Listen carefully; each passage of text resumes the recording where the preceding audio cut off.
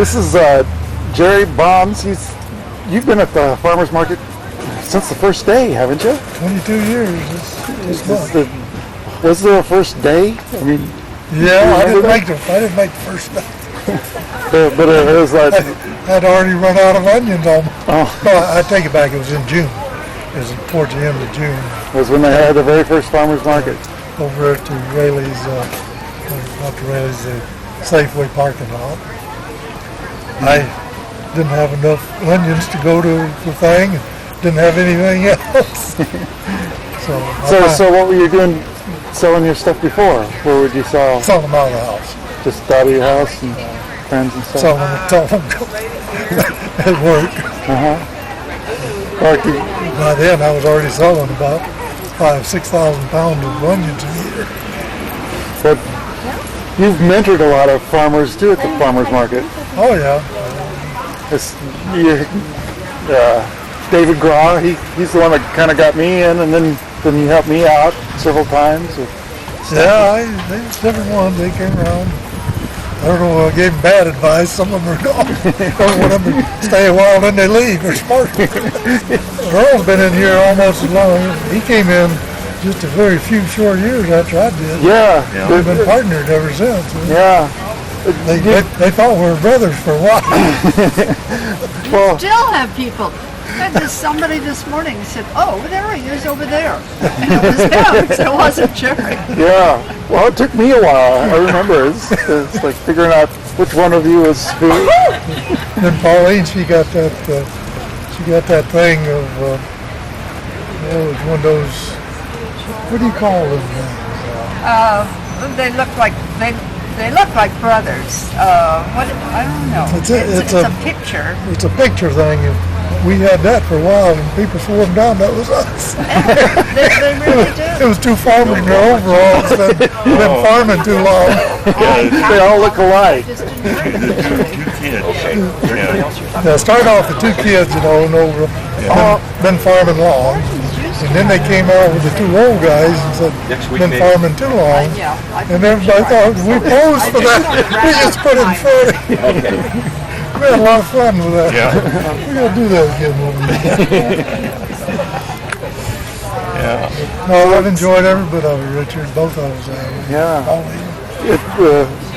The farmers market has really added a lot of dimension to the farming, I think. And the being able to come and sell directly to your customers and get to know them. It's really what I kind of always wanted to do, is have one-on-one with, the people. Really, it's been a second career to me. Yeah. Since I retired from farming. Well, Earl, you've been farming. That wasn't your second career, was it? It was like that's what you did. You had the orchard in your third Third career. Yeah. What was your first two? Oh, I had a military career and a school teaching career. When I got through that, I jumped into the orchards and farming. I spent quite a bit of time in doing that. But I just have the small acreage out on Highway 32. That's all almonds, right? So you bring in the almond butter? Yeah.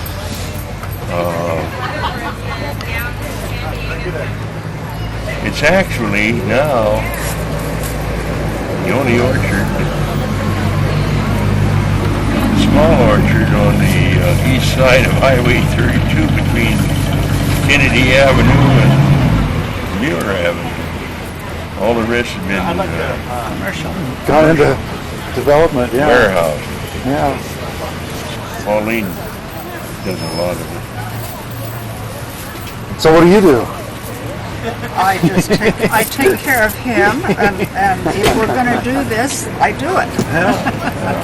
Well, you've got all these flavored nuts. Yeah. And the almond butter. This has been a real change, actually. It's only been the last 3 years or so that all the flavored nuts come in, isn't it? Well, we don't go in for the exotic ones. We just go for the basic. Right. You've got the great garlic. I mean, that's really popular in the smoke. The main varieties. Those are the ones that have been around for a long time. and they're good. Who do you have do that? It's a gentleman in Orland, Walnut Avenue Ranch, and they now have their own sales open there too. They do their own, but they also have a store right there that they sell. Has only been the last couple of years. Yes, last year I think they did that. But he does stuff for people all over the world. Whatever you want in nuts, any kind of it. So how long has he been doing that? Oh, probably 30, 40 years. Oh, for a long time. Yeah. His father did before him. It's good. He takes care of everything. He does we just take the almonds over to him, tell him what we want. We want butter, we want this, and we want that. He does the whole thing.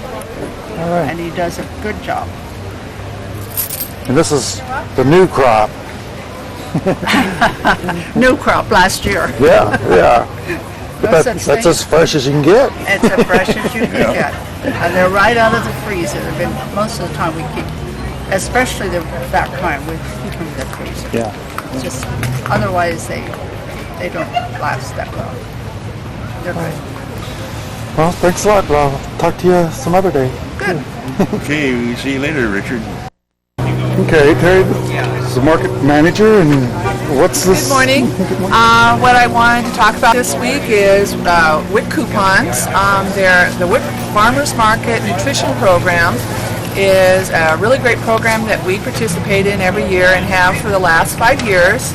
And the WIC program gives out to their clients WIC coupons that can be used only in the farmers market.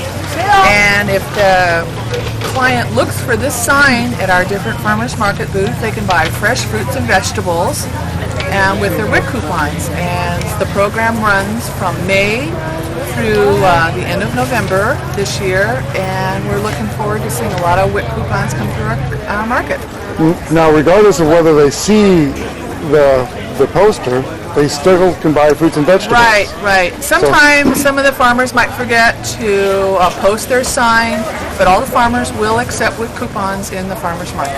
And it's one of the best programs I think the government has ever come up with. Oh, absolutely. Helping families. It's a wonderful program. It trains people to learn about good nutrition. And they have this great opportunity to come to farmers market and buy fresh produce and taste what produce really ought to taste like. Yeah. Very fresh, sweet, delicious. Yeah. Well, thanks a lot. Thank you. So these are the first cherries I've seen at the market. Where do you grow them at? Orland. What's the name of your farm? Earlson. Earlson? Yeah.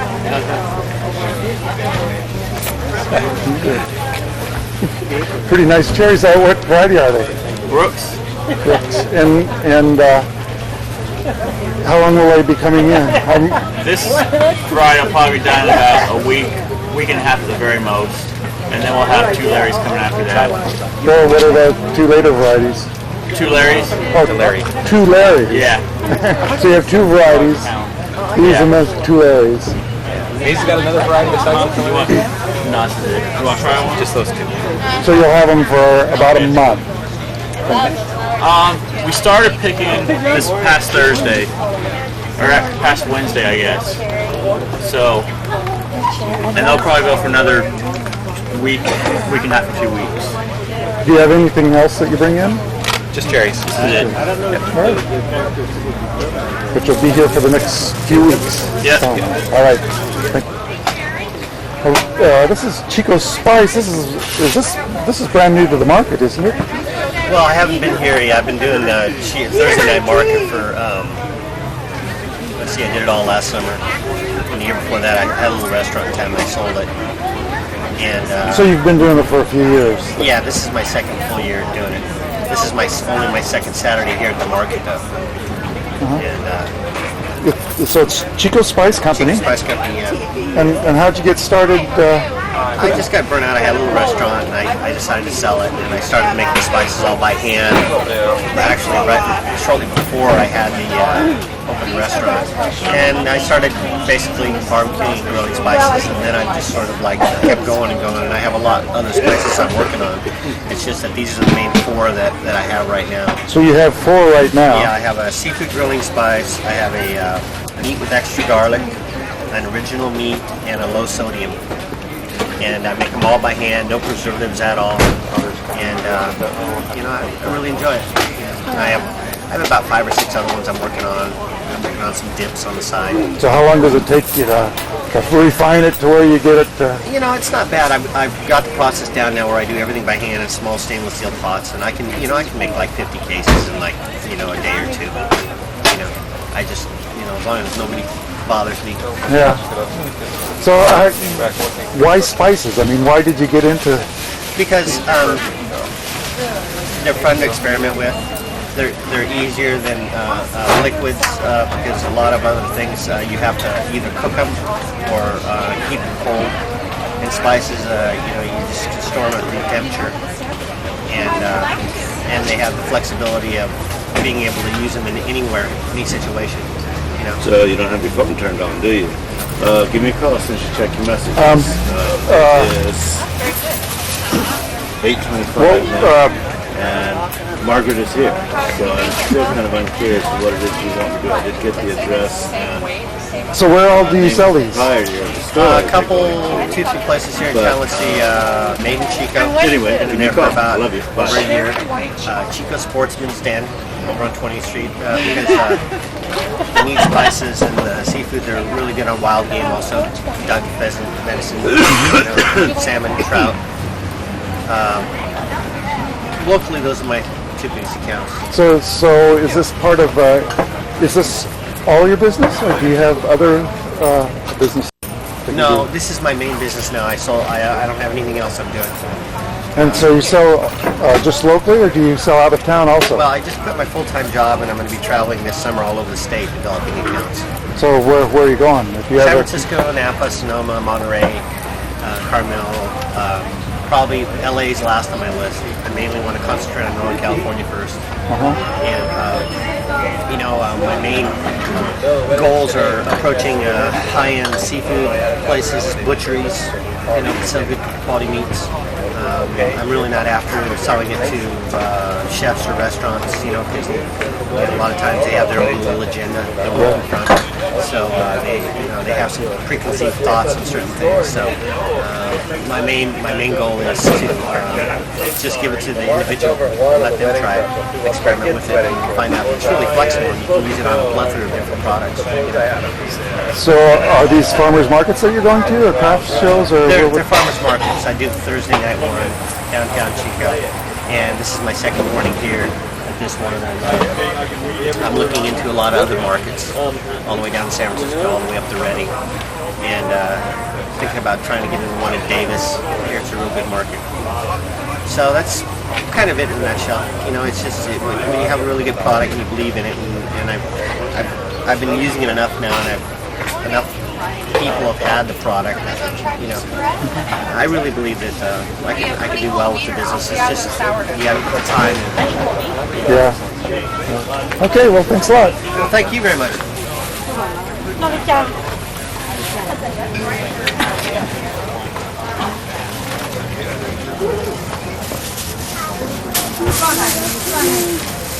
So I'm talking to Paulise, setting up for the market. A little busy this morning yet. It's pretty early. What all you have? I have some sweet peas, sunflower, different variety. I have strawberry, I have sweet peas, fava bean, and some leeks, onion, scallops, and beets. And your farm's out on the Esplanade? Yeah, across Shasta School. Yeah, right next. Yeah, next to Shasta School. And you sell there at the stand yet, or? No, because we're way in the back, so we don't sell. Oh. Yeah, so we do off market. Yeah. Well, you've got these lovely strawberries coming in. We do. And how long will they be coming in? You know what? It just depends on the heat, the weather. So hopefully they will have some more. Maybe around till June or the end of June. Hopefully. And how many folks work at the farm? You have Me, my husband, my mom and dad, and my kids help too. how many kids do you have? I have actually there's 3 that's helping. All right. Yeah, so we have it's like So family. Quite a few hands. Yeah, we do. It's a family farm. Yeah. Yeah. All right. Well, thank you very much. Thank you, Richard. We've been going pretty good today. It's a little bit warmer today, so. Yeah, You can feel it. It's going to really get cooking here. tomato weather from now on. Yeah. So this is the pistachio tree, premium California pistachios. Tell me about your place and your operation. You've got several varieties of flavored pistachios and some photos from the farm. Where's your farm located? It's in Chowchilla, which is about halfway between Merced and Madera. And how many acres is it? 40-acre field. And how long have you been selling at the farmer's market? 6 or 7 years now. Just before I got here, you're talking to these women about the process that you go through for harvesting. We use they shake them off a tree with a modified prune shaker and a catcher frame, so the nut never touches the ground like an almond does. And then they go through a huller, and this pink slip skin's hauled off and leaves it like that, or like you said here. And they go through a dryer. Now as the skin slipped off, is that a water process? Is what? Is that a water The process? hulling process? Yeah. Yeah, it's a water bath. They go into a flotation tank and they're kind of washed and all simultaneously, and the water carries the hulls and stuff away. I don't do the processing. I just do the growing and the paying the bill. So I have a commercial facility that does the, and I just keep about 6,000 to 10,000 pounds that I sell myself. The rest I sell to wholesale. How many markets do you go to? Just this one now. In the summer, here starting in June, I go up and do Reno and Carson City and stuff. I just started doing that last year. Do you like that, traveling around a little bit? No, I hate it really. But something you have to do. The costs keep increasing and the price keeps decreasing. That's much, the price you get for your product is probably much better when you're selling direct across the table. Yes. Yeah. The markets, usually want at least 40 or 50% markup. So frankly, I don't even get 50% of what the retail price is when you sell it by the ton. Is there a co-op, or how do you sell it to? No, there was a co-op in the Chowchilla area called Pistachio Producers Group, and that has finally sold out to a commercial outfit, Paramount. So there's like one buyer or something for all of the Well, there pistachios? are more than one. I sell to someone else, an outfit called Seton, but most of the processors have moved down to the Lost Hills area, Kettleman, around Bakersfield area, Lost Hills. Well, thank you very much. Okay, we're talking with Winder Baker, who's past proprietor of the Palms of Chico and host of, what was the food show that you had on KZFR? New Food for Thought. New Food for Thought. This Can you tell me about an adventure you're going on? There is a conference at the United Nations called Istanbul Plus 5, and it's the 5-year report on global habitat, and it's going to be a major education for me. However, I can participate. I actually called Barbara Boxer's office and I'm working with her assistant, and she's trying to get me permission to enter a pass to get into this conference. And if so, there's a yes and no. But right now, the United States hasn't paid its bill to the UN, and the United States got bumped off of 2 commissions, panels, and so I might be a victim of U.S. politics and not get in. Anyway, the U.S. ambassador to the United Nations is considering my case, which is all very fun, right? All by email, basically. Anyway, I don't know very much about the conference other than all nations are involved, and we're looking at the dilemma of how to house people simply. And I think I've heard their point of view is improving the economic advantage of people. Well, I see in our Great Valley that we're going to have to house 10,000 more people, and many of them are young. And right now, the paradigm we've got for housing isn't working. You know, for example, banks require if you want to buy a piece of property and you go to a bank, they're going to look at you and decide how much they're going to loan you, and they'll only loan you enough. They'll look at your cash flow, and they want you to not pay more than 25% of your gross income toward housing. But we have people in town who are paying 50% for rent. For rent, and they call that. And if you're paying too much for housing, they call that house poor. But have you heard the phrase rent poor? I haven't. But that's one we need to balance. Talk about that in terms of. So, our zoning requires elaborate amount of space for a house. The impact fees solve a certain kind of problem, but between sprawl, on the outer edges of our community, and insufficient housing, affordable housing, we have this big puzzle. So it's my interest to go find out some ideas for solving it. And I feel that I'm uniquely qualified to go deal with housing because I'm a woman, and it's a big issue with women, our nests, our homes, and the way we know how to provide and build homes. And also, I had a mother who moved us around continually, and we were always in yet another house. And housing was extremely important to our lifestyles and to hers, and so we sacrificed a great deal to be in another house in another community.